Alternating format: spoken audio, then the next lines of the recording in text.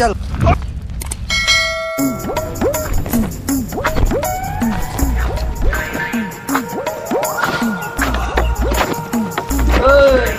দাঁড়া দাঁড়া,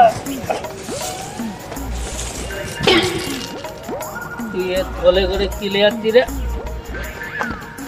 হ্যাঁ, তুই যদি বলতে পারিস এই থলেই কি আছে তাহলে তো সব ঠিক আছে। বল দেখি এই থলেই যদি সব যা আছে বলতে পারিস তাহলে এই ছড়া ডিমই তোর। আর যদি বলতে